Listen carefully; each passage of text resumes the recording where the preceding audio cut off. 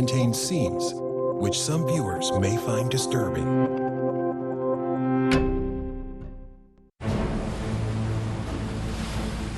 March 16th, 1943. Nazi U-boat U-653 limps back to base after a month of combat on the North Atlantic.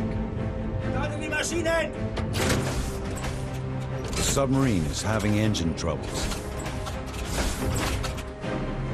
The bridge watchman sees a brief spark, then a red glow against the darkness. Feindkontakt!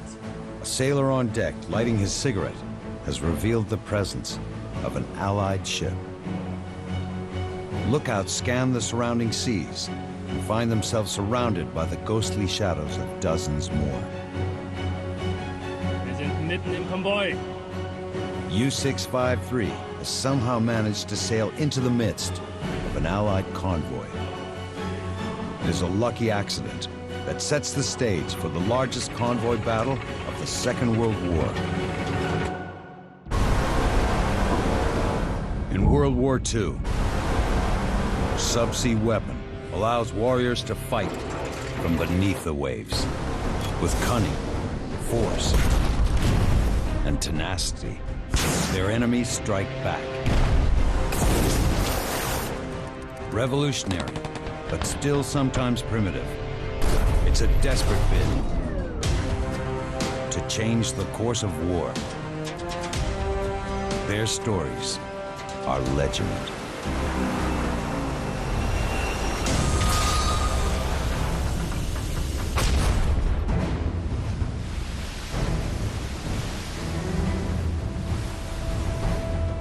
After blundering into the middle of an Allied convoy, Captain Lieutenant Gerhard Feiler orders a crash dive to escape detection.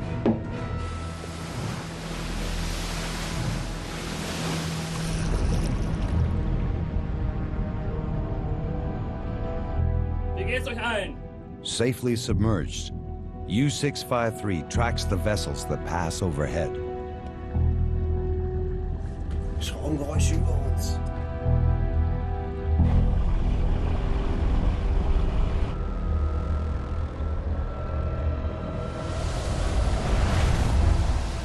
Hours later, Feiler resurfaces just behind the columns of ships to send a convoy sighting signal to U-boat headquarters. Within an hour, 28 U-boats home in on U-653 to form one of the largest Wolfpack forces ever.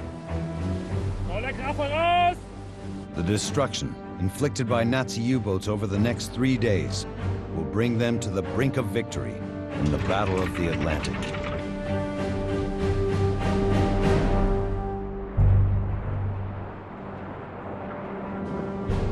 March 15th, 1943. Allied convoy HX-229 plows through stormy seas on a north-northeasterly course.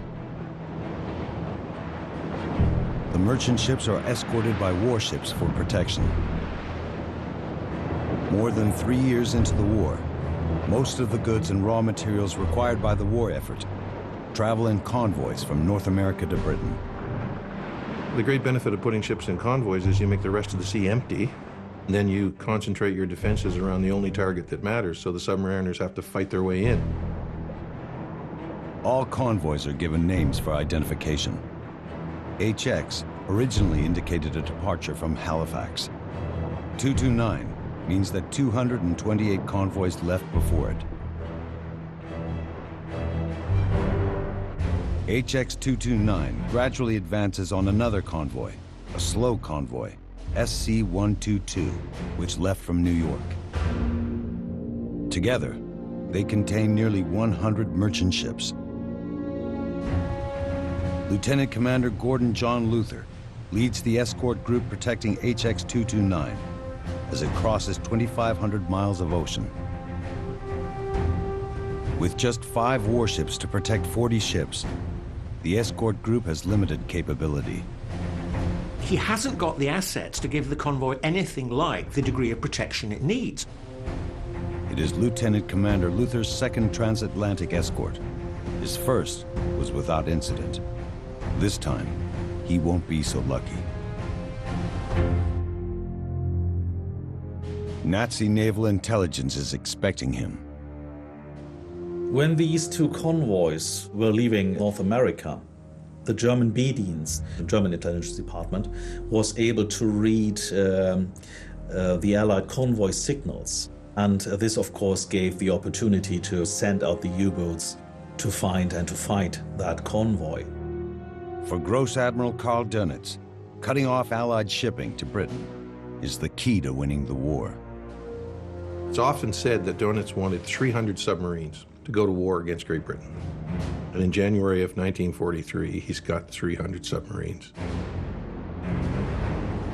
The big difference by 1943 is that the production has come on stream, and now there are very large numbers of U-boats. Dönitz can deploy 50 or more in several packs against individual convoys. And so the U-boats have never been stronger. Dönitz thinks he now has the U-boat fleet to knock Britain out of the war.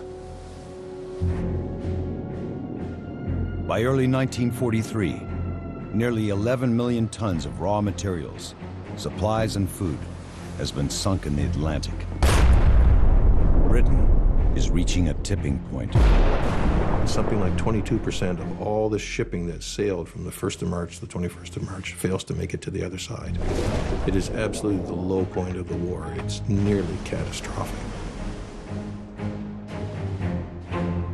However, for Dönitz, the challenge remains locating Allied ships. His crews practice the Wolfpack tactic. A Wolfpack is a group of submarines lined up across a known convoy route, so the ships pass in between and are detected. If a convoy is sighted, a locating signal message is sent to U-boat headquarters. Nearby submarines are ordered to converge and prepare for attack. The only chance to fight a convoy with U-boats would be the simultaneous attack of a number of U-boats, just to keep the escorts busy and so giving other boats the chance to actually torpedo the merchant vessels. Dönitz positions a Wolfpack, Gruppe Raubgraf, northeast of Newfoundland. So at this time, Dönitz got the information of a very large convoy moving from west to east with supplies for the Allied forces. And he put his submarine battle groups en route to intercept this convoy.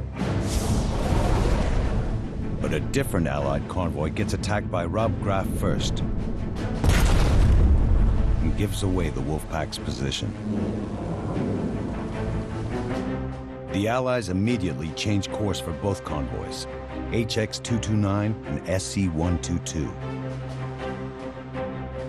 With the help of stormy weather, they squeak past the south end of the Raubgraf Wolfpack. They are safe for now.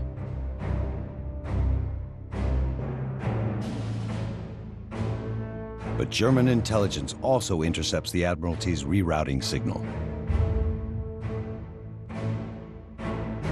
Like a chess player, Dönitz then moved his boats like you move your chess figures and tried to gather as many U-boats as possible for attack on convoys. Dönitz activates two more Wolfpacks, Gruppe Stürmer and Dränge, to locate and destroy the merchant ships.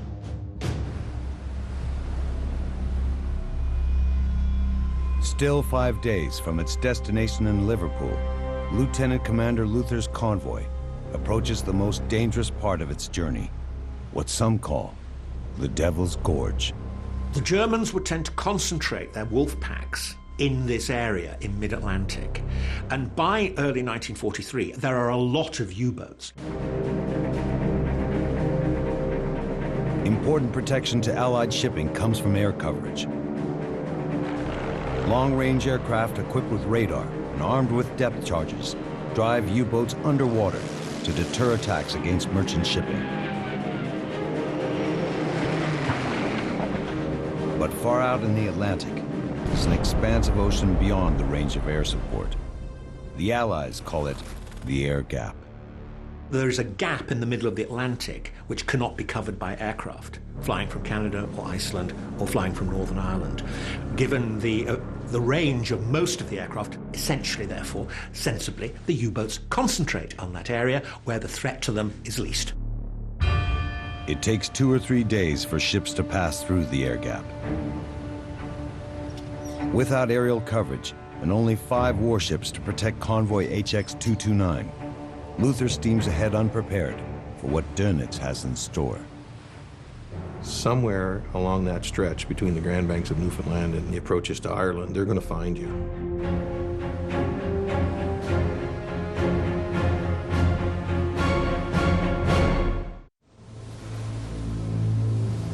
U-boats from Gruppe Raubgraf continue to search for the convoy, battered by a winter storm. You have a wind blowing with up to 60, 70 miles per hour, sometimes into the face of the crews, temperatures a little bit above 0 centigrade, and you have the water spilling over the open bridge. They have to be there on the conning tower with their binoculars and spotting into the 3 directions to get any possible contact. Finding ships is not easy at the best of times. It was really hard for a submarine to spot an Allied convoy. It's still like the search for a needle in a haystack.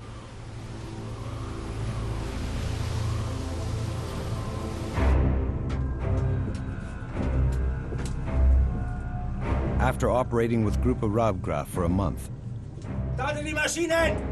U-653's starboard engine is failing. Low on diesel, Kapitän Leutnant Gerhard Feiler must rendezvous with a fuel tanker before returning to base for repairs. Despite their dwindling capacity to attack, the lookouts remain posted. As they hobble away, Feindkontakt! the bridge watch makes a startling discovery. Visibility is very poor. But unfortunately, in one of the ships, somebody lights a cigarette, and this shows through the mist, and it tells the submarine that, oh, there's a target over there. U-653 has cruised right into the middle of an Allied convoy. Feiler does not have the torpedoes to attack, but he commands the most powerful U-boat in the Atlantic. Wir sind mitten im Konvoi. He must keep the convoy within reach without being discovered. Volle Kraft voraus! Feiler orders a crash dive to preserve their invisibility. Non-essential crew rush forward to get the bow down fast.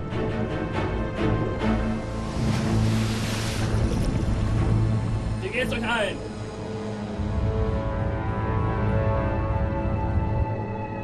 They listen, discerning different ships of the convoy that pass overhead. Schwarmgeräusch über uns. Then use the sounds of the propellers to track them without revealing the sub.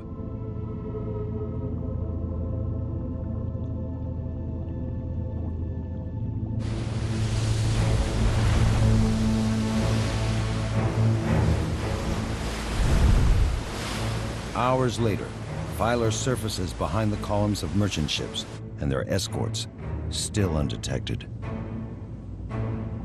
The radio operator issues a coded sighting report to U-boat headquarters. 3 letters in Morse code. If one submarine in the operational area is in contact with the enemy, it reports the position, so they could plot an interception course to make a coordinated night attack when there are enough submarines. The Wolfpack is predicated entirely on the free use of the radio. There's no other way to do it. Karl Dönitz is the mastermind. He controls them on a high-frequency radio link lead, so he can move the pack around, up, down, left, right, forward, backwards, based on the intelligence. The sighting report thrills Dönitz. He now has a precise target. The rest of Gruppe Raubgraf is just 80 miles away. Dönitz orders them to proceed at top speed towards the convoy.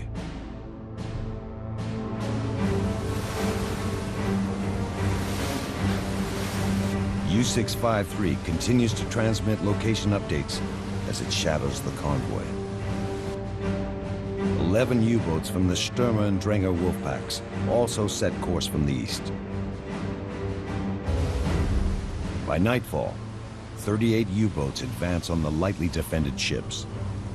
One of the largest numbers of U-boats was gathered for attack on those. 1-5 and 3 other U-boats stalk convoy HX-229 and the thousands of tons of Allied shipping it protects. They send a short-coded signal to update their location every 2 hours. The information is relayed to other U-boats to update their bearings.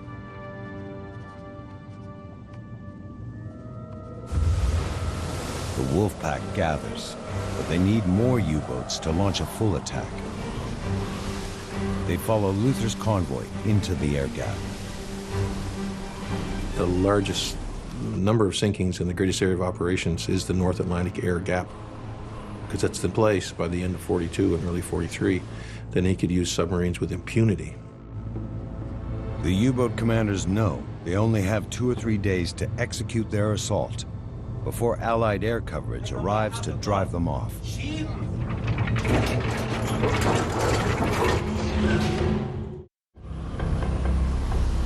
U-boats have been trailing convoy HX-229 and relaying coordinates by wireless to allow neighboring Wolfpacks to close in. But radio operators at U-boat headquarters aren't the only ones listening. The Allies also intercept the messages via stations along the coasts. While details of the signal reports cannot be decoded by Allied naval intelligence, the transmissions provide critical information. Even if you can't read the codes of what the submarines are saying, you can tell it's a submarine by what's called DFing, direction finding. The Allies intercept signals using 2 or more shore stations, equipped with high-frequency direction-finding technology. Then, with basic triangulation, the Allies can determine the approximate location of the U-boat. Any radio message could be picked up, could be triangulated, and you knew there was a submarine there. So the Operational Intelligence Center could keep a pretty good tab on where German submarines were. The Admiralty relays the calculations to Luther aboard HMS Volunteer. Lieutenant Commander Luther is in a terrible situation. He knows from his intelligence reports that he's surrounded by a huge number of U-boats. He only has 3 of his own ships plus a destroyer, but he knows it's totally inadequate for the scale of the attack that is coming. Luther's situation is bleak. German U-boats often wait to exploit the cover of darkness, and the sun has begun to set.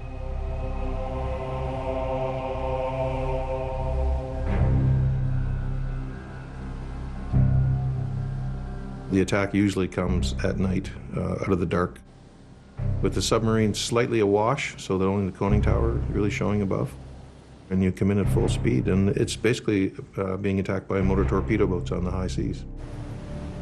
Expecting an attack from the north, Luther positions his ship, HMS Volunteer, on the port column of the merchant ships. He orders the other escorts to adopt defensive positions around the convoy.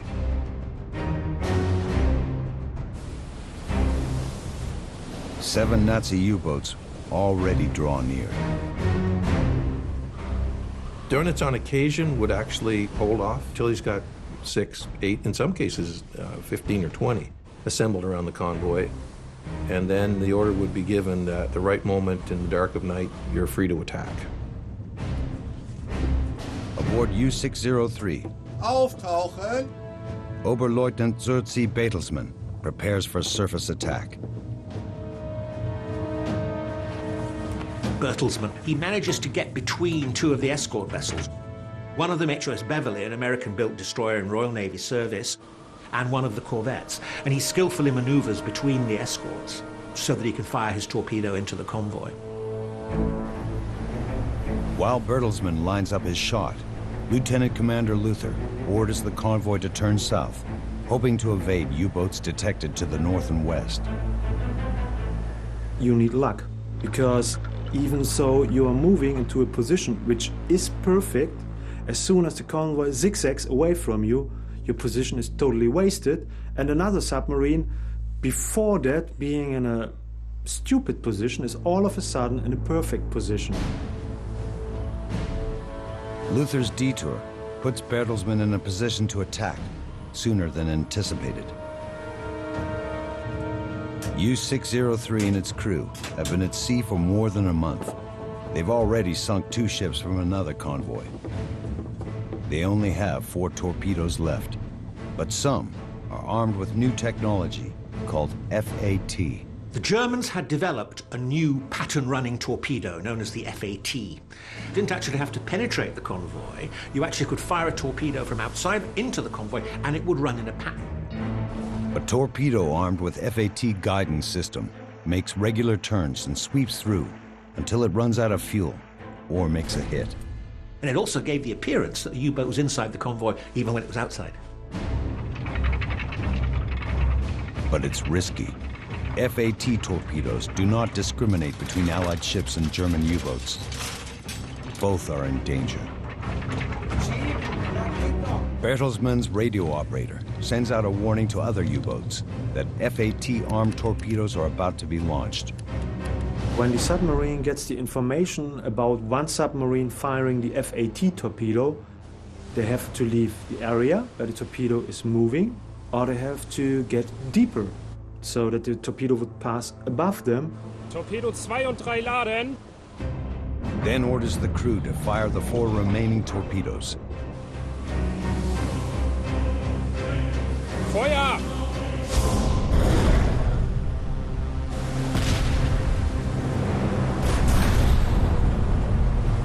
Of course, it was tended to be chance what one of these torpedoes did, and it actually missed 2 ships, but eventually it found its mark. Loaded with a full cargo of wheat and manganese, Fertig machen zum Abtauchen. the LNK suffers a crippling blow. When Luther realizes one of his ships has been struck, he orders what the Navy calls a half-raspberry. All escorts turn outwards to sweep their sector, following a triangular route to locate the submarine that has fired the torpedo. Radar is used to detect U-boats on the surface. A type of sonar, called ASDIC, sweeps for submarines below. But Bertelsmann dives without being detected and returns to base.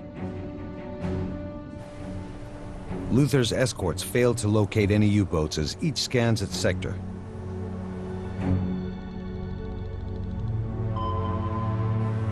But during its sweep, HMS Pennyworth discovers the lifeboats of the LNK, the ship sunk by Bertelsmann.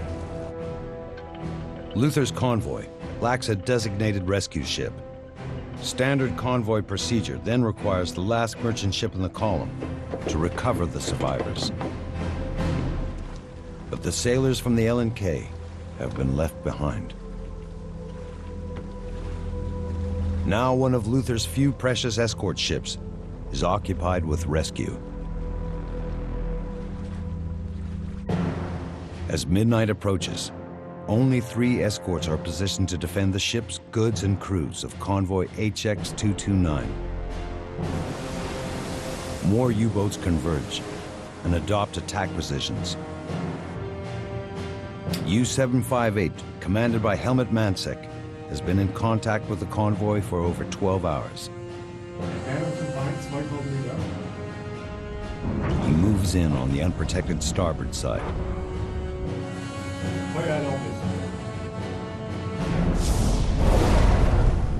He fires 4 torpedoes into the convoy. 2 merchant ships are struck. Once they get the battle to tumble, it's chaos for the Allies. Almost simultaneously, another U-boat fires. The effect is devastating. The cargo ship SS Harry Luckenbach is hit. Submariners are coming in from all directions. Ships are going down hither and yon. Just pure chaos. But managed chaos in a way that works for the Germans. Then, shortly after midnight, Kapitän Leutnant Siegfried Strelo launches his own attack.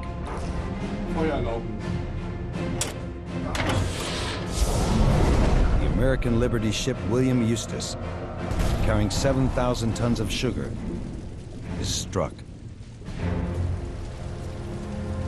Again, the last merchant ship in the column fails to retrieve the lifeboats. With the other escorts already performing rescues, to Luther's dismay, he must now choose. In an attack like this, where ships are going down, the escort commander is always on the horns of a terrible dilemma. Does he pick up survivors, or does he go after submarines? And it's very, very difficult, particularly in this case when there wasn't a dedicated rescue ship on this convoy. So therefore he's faced with a terrible choice. Luther does not hesitate for long. He too falls back to rescue survivors. The remaining ships of convoy HX-229 carry on, completely unprotected. Crews hope that the U-boat attacks have ended, but in fact, the carnage has only just begun.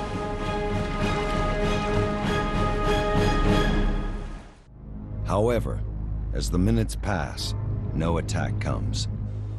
HMS Volunteer is the first escort to retake its position on the perimeter of the convoy. Soon afterwards, HMS Beverly and Mansfield also resumed defensive positions. But the reprieve proves short-lived. Aboard U-600, Kapitän Leutnant Bernhard Zermühlen Welcher Kurs liegt an? 20 Nordwest. has followed silently for 4 hours, monitoring the assault. Having completed his U-boat training in September of 1941, Zermühlen would commission and serve as the only commander of U-600. Beide Maschinen volle Kraft voraus. He maneuvers his U-boat ahead of the convoy. Torpedorohr 1 und 4 laden. 1 und 4 laden. Then fires a salvo of 5 torpedoes. Torpedo 1, Feuer. Torpedo 4, Feuer.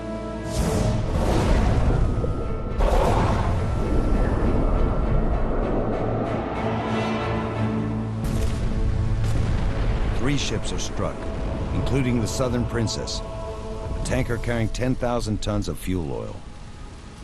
The U-boats consistently over time nibble away at the convoy, like U-600, which sinks a tanker, and very satisfactorily for the submarine, not so much for the convoy, it has a typical tanker explosion.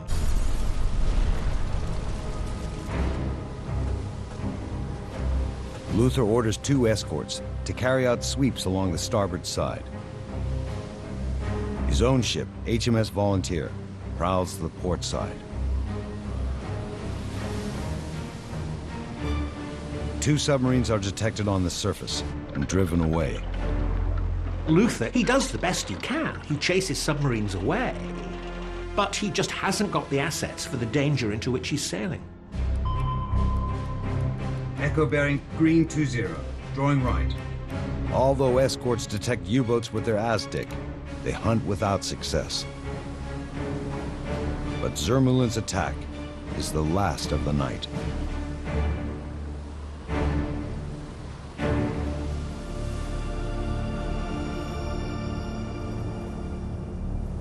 When dawn comes, the sun rises on a decimated convoy.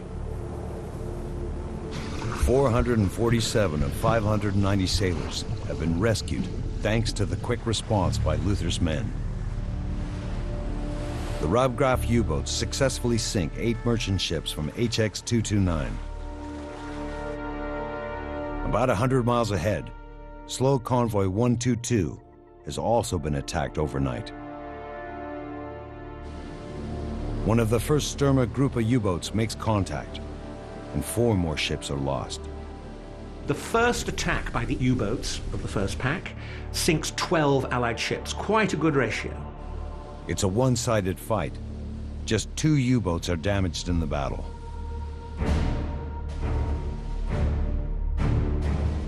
A stream of signals arrives at U-boat headquarters, claiming almost 90,000 tons of merchant shipping has been sunk.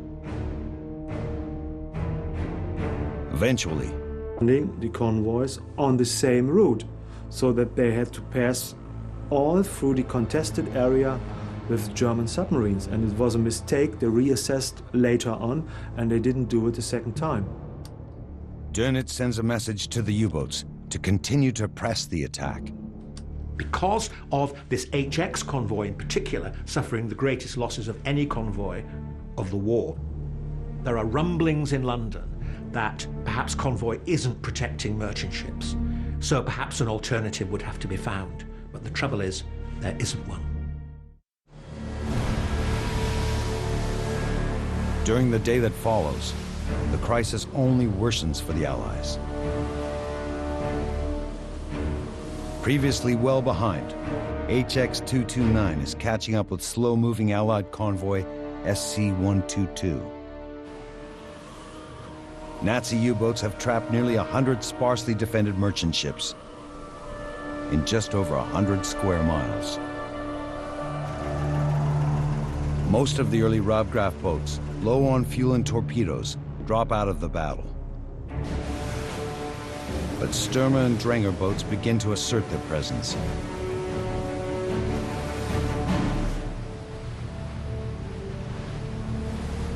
HX-229 is still well beyond range of most aircraft. If it had not been diverted so far to the south, air support might have been possible. But as of March 17th, the convoy is still far out in the air gap.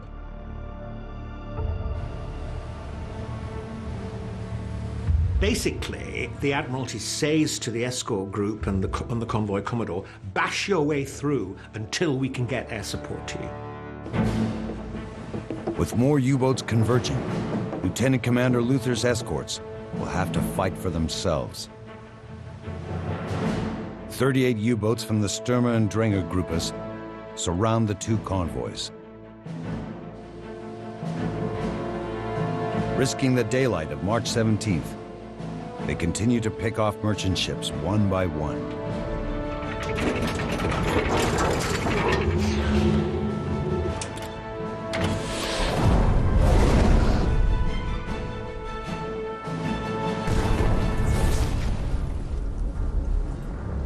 The size of this battle is quite extraordinary. I mean, well over 100 assets involved on both sides, escorts, merchant ships, U-boats. Over 50 U-boats were actually deployed by Dönitz in this, of which 40 made contact. This is an absolutely extraordinary scale of battle.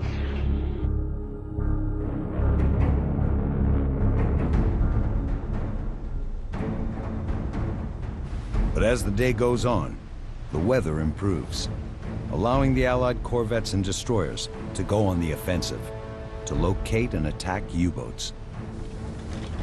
Their most effective weapons are depth charges, underwater bombs, designed especially to sink submarines. They can be set to explode at different depths to create a sandwich effect of explosions above and below the U-boat. What destroys the sub is the overpressure. So you're not blowing it up in the sense that you strike it with a shell and the shell penetrates and detonates it. You just need to squeeze it.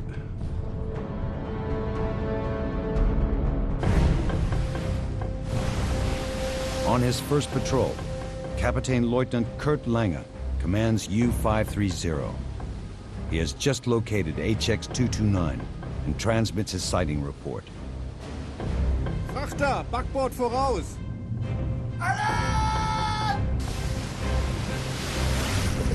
When he submerges to avoid being spotted, the destroyer HMS Beverly New contact. picks him up on her Aztec and charges. U-530 crash dives to evade an attack.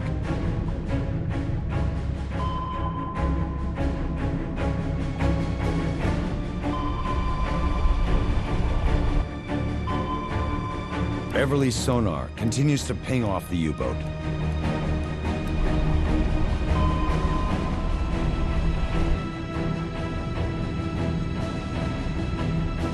Guided into position by the contacts, HMS Beverly drops its depth charges overboard.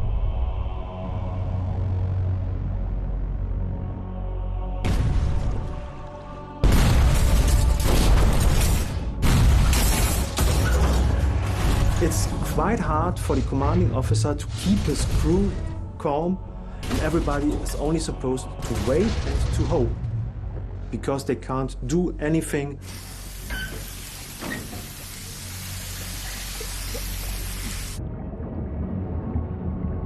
Outer structures are damaged in the blasts and begin to fill with water. The added weight drags the U-boat down. The boat sinks to nearly 800 feet. Everybody is under stress. You have a lot of adrenaline in yourself and you can't get rid of your adrenaline. You can't move. Water swirling in around their feet. Boat creaking under pressure. Captain Lieutenant Lange and his crew hear the destroyer directly overhead. He had to realize that now he is in the position of the prey and he is depending on luck, because he can't do anything against the escorts.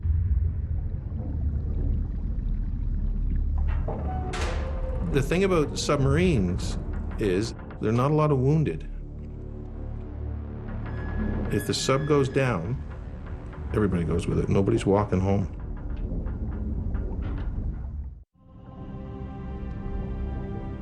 But it's U-530's lucky day.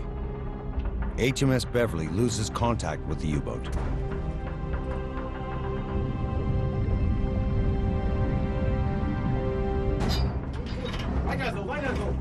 When the seas fall silent, the crew jumps into action. Carefully managing their remaining battery power, they ascend in 30-foot intervals. He has to conserve his battery fuel because he needs it for propulsion. Otherwise, the submarine would sink deeper and deeper.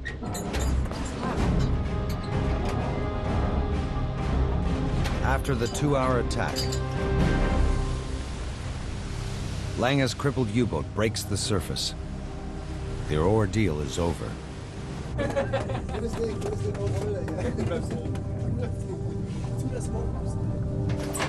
They are fortunate to be alive.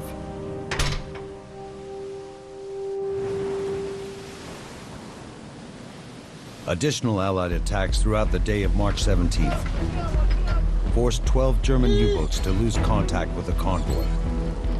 What you're trying to do as the escort commander is to break contact. It's a bonus if you can attack it. It's even better if you can sink it.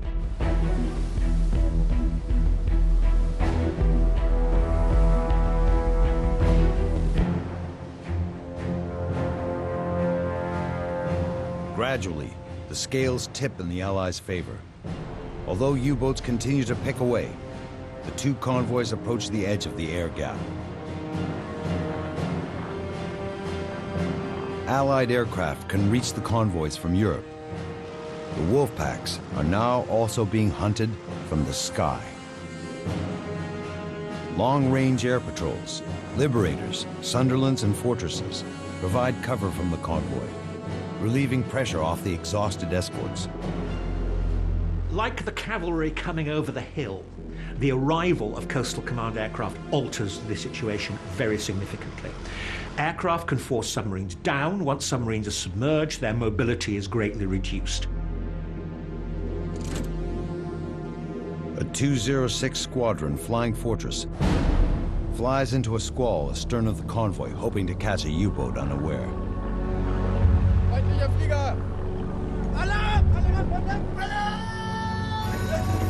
U-384 doesn't have a chance to dive before 4 depth charges are dropped. Explosions are spotted on either side of the U-boat. U-384 sinks to the ocean floor, taking with it the crew of 47. The Nazis' lethal weapon has become their iron coffin.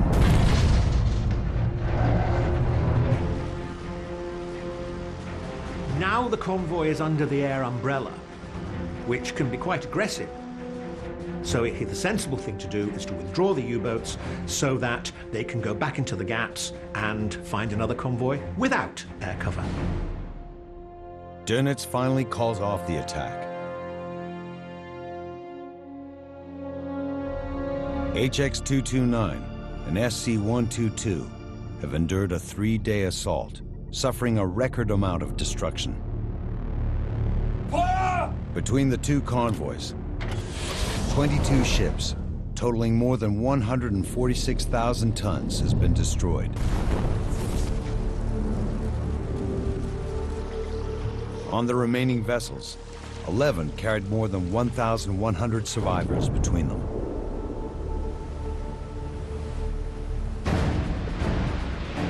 During the U-boat attacks of March 1943, Dönitz's Wolfpack strategy works perfectly.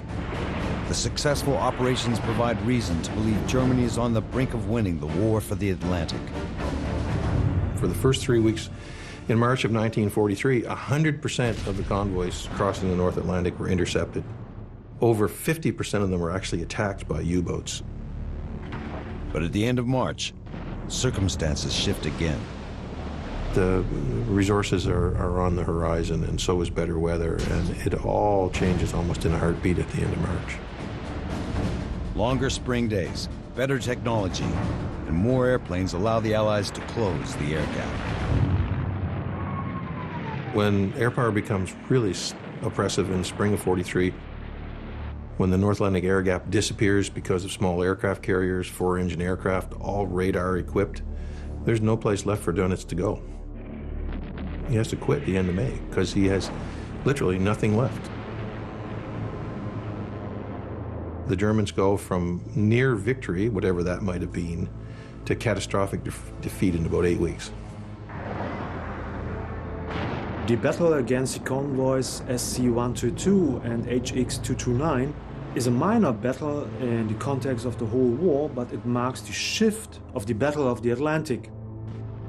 But increased air cover is not the only reason German U-boats meet tougher times. The key to the Wolfpack tactics was radio control, centralized radio control from BDU. The problem was it gave away the position of the submarines, and so it contained the seeds of its own destruction. The Allies regain their intelligence edge. The weather improves, and the air gap disappears. The Nazis have nowhere left to hide. In May, Admiral Dönitz orders his U-boats out of the North Atlantic. The Wolfpacks would never again come as close to cutting off the Allies as they did during the long, dark nights of March 1943.